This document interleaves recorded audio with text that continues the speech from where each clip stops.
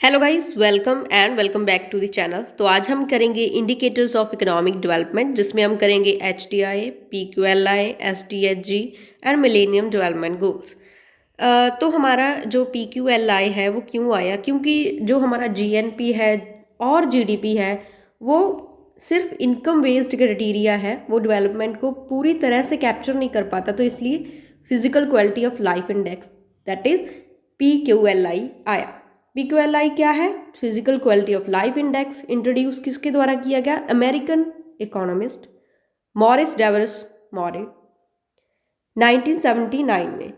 1979 में उन्होंने overseas development council के लिए PQLI बनाया था। देन ये कैलकुलेट कैसे किया जाता है? Calculate bye averaging 3 indicators each on a scale of 1 to 10। 1 to 100 के स्केल पर इसको मेजर किया जाता है। 1 means worst criteria and 100 means the best. PQLI किस पर फोकस करता है? कौन से 3 कॉम्पोनेंट्स हैं इसके? First is life expectancy at age 1, second is infant mortality rate, third is basic literacy rate. ये 3 इंडिकेटर्स हैं इसके। देन PQLI के बाद हमारा आया HDI, stands for human development index. Human development index क्या है? स्टैटिस्टिकल कंपोजिट इंडेक्स है। किसका? लाइफ एक्सपेक्टेंसी, एजुकेशन, जिसमें एजुकेशन में mean years of schooling and expected years of schooling 2 components हैं। Third is per capita income. Introduce किया गया Mahbub ul Haq in 1990। Further it is used as a matter for countries development. किसके द्वारा? United nation development programme, that is UNDP। वो हर साल क्या report पेश करती है? Human development report. 2010 में ह्यूमन डेवलपमेंट इंडेक्स इंट्रोड्यूस किया गया। क्या इंट्रोड्यूस किया गया उसमें नया? Inequality adjusted human development index, that is IHDI। New method 2010 में आया। इसमें क्या था? 3 हमारे लिए गए mean years of schooling and expected years of schooling add किए गए 2010 में। देन फर्स्ट इंडिकेटर था a long and healthy life के लिए लाइफ एक्सपेक्टेंसी एट बर्थ, जिसमें अगर लाइफ एक्सपेक्टेंसी इंडेक्स जो हमारा इक्वल टू 1 है, इसका means when the life expectancy at birth is 85 years. अगर 0 है तो लाइफ एक्सपेक्टेंसी क्या है? 20 years.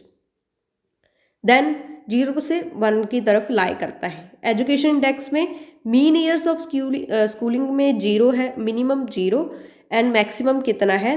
15। Expected years of schooling में मिनिमम 0 एंड मैक्सिमम कितना है? 18। देन इनकम इंडेक्स में क्या है हमारा? 1 व्हेन GNI और gross national income per capita हमारी $75,000 है, और 0 है व्हेन $100 है। देन इसके इंडिकेटर्स क्या क्या हैं? Dimensions are long and healthy life first, second knowledge, third is a decent standard of living. Long and healthy life में इंडिकेटर है हमारा लाइफ एक्सपेक्टेंसी एट बर्थ, जिसके लिए हम क्या कैलकुलेट करते हैं? Life expectancy index. नॉलेज में expected years of schooling and mean years of schooling, इसमें क्या कैलकुलेट किया जाता है? Education index. Then a decent standard of living में GNI per capita, purchasing power parity पर, देन GNI इंडेक्स हमारा calculate किया जाता है। Then sustainable development goals 2030 agenda भी कहा गया है इसको, सस्टेनेबल डेवलपमेंट के लिए अडॉप्ट किसके द्वारा किया गया? United nation member states in 2015 में। 17 गोल्स डिटरमाइन किए गए। ये एक दिन में नहीं बन गया जो हमारे सस्टेनेबल डेवलपमेंट गोल्स हैं, इनको डेकेड्स ऑफ वर्क लगा है कंट्रीज का और UN का। 1992 में अर्थ समिट हुई रियो डी जनेरियो में, ब्राज़ील। 178 कंट्रीज़ ने एजेंडा 21 अडॉप्ट किया, जिसमें क्या था कि ग्लोबल पार्टनरशिप होगी सस्टेनेबल डेवलपमेंट के लिए। Then member states millennium declaration की उन्होंने मिलेनियम समिट पर इन 2000 में एट UN हेडक्वार्टर न्यूयॉर्क में, जिसमें मिलेनियम डेवलपमेंट गोल्स हमारे आए to reduce the extreme poverty by 2015। Then United Nation conference on sustainable development Rio +20 Rio de Janeiro में हुई, ब्राज़ील में 2012 में, जिसमें एक स्लोगन डिटरमाइन किया गया द फ्यूचर वी वांट, जिसमें हमारे क्या किया गया, सेटअप किया गया कि सस्टेनेबल डेवलपमेंट गोल्स को अब सेटअप किया जाए, क्योंकि हमारा 2015 में मिलेनियम डेवलपमेंट गोल्स ख़त्म होने वाले थे। तो अब न्यू क्या, देन सस्टेनेबल डेवलपमेंट गोल्स 2015 में जनरल असेंबली ने, जिसको पोस्ट 2015 एजेंडा भी कहा गया, 70 गोल्स उसमें डिफाइन किए गए 2030 एजेंडा में। United nation sustainable development summit हुई जो हमारी 2015 में। देन इसके बाद इसमें पेरिस एग्रीमेंट भी साइन किया गया क्लाइमेट चेंज पर। तो हमारे सस्टेनेबल डेवलपमेंट गोल्स 2015 में आए, किसके ख़त्म होने के बाद, मिलेनियम डेवलपमेंट गोल्स के ख़त्म होने के बाद। So these are the 17 goals: no poverty, zero hunger, good health and well-being life, then quality education, gender equality, clean water and sanitation, affordable and clean energy, decent work and economic growth, industry, innovation and infrastructure, reduce inequality, sustainable cities and economies, responsible consumption and production, climate action, life below water, life on land, peace, justice and strong institutions, then partnership for the goals. These are the 17 goals. Then millennium development goals क्या थे, 8 goals थे, UN member states ने agree किए थे to achieve by 2015।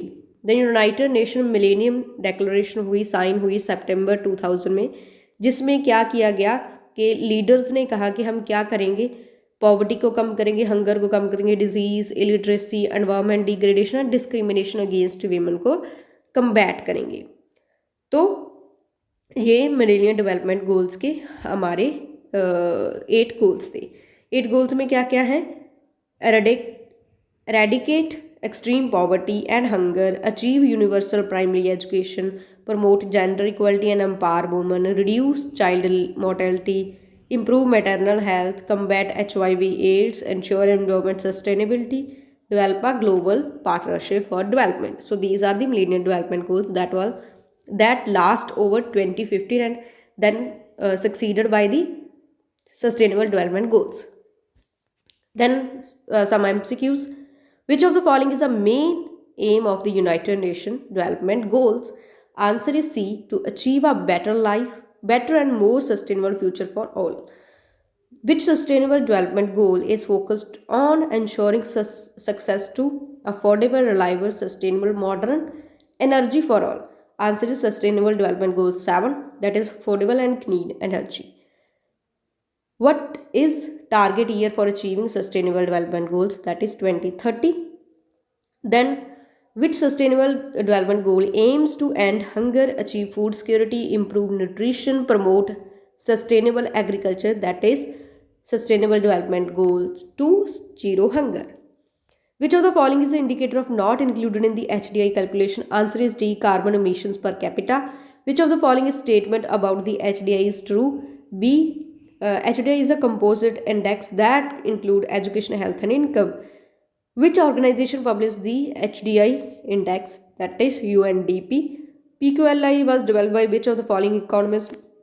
Morris, David Morris. So that's all for today. If you like the video, please subscribe to my YouTube channel. Thank you.